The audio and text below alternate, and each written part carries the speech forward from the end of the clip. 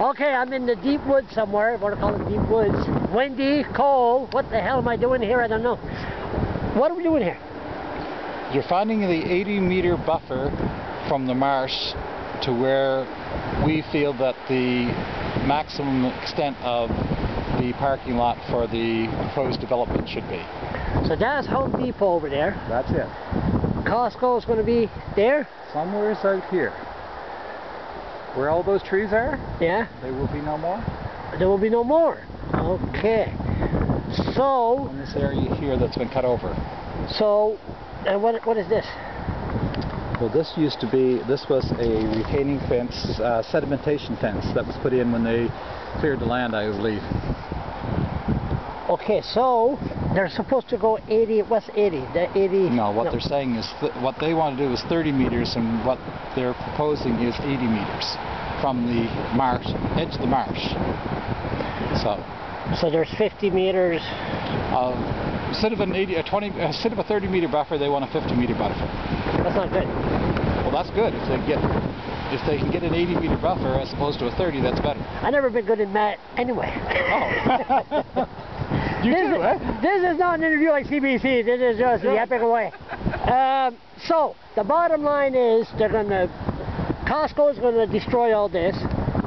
And the gas bar is going to be around here.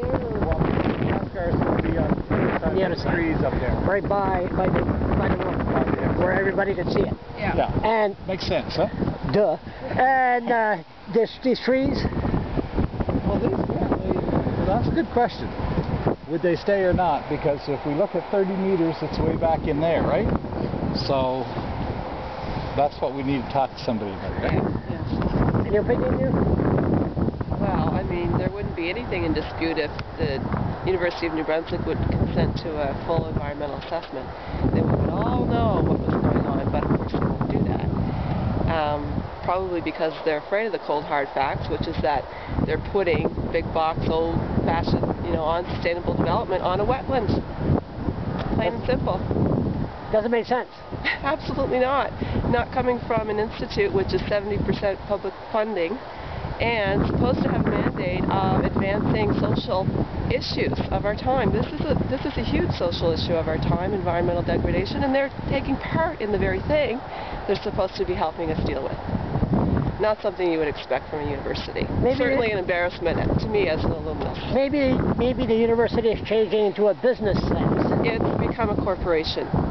Yes, I would argue that, yes. It's taking the fast, cheap way of making a buck, which is what you expect of corporations, but not a publicly funded institute of higher learning. And that might be run by a bunch of snobs.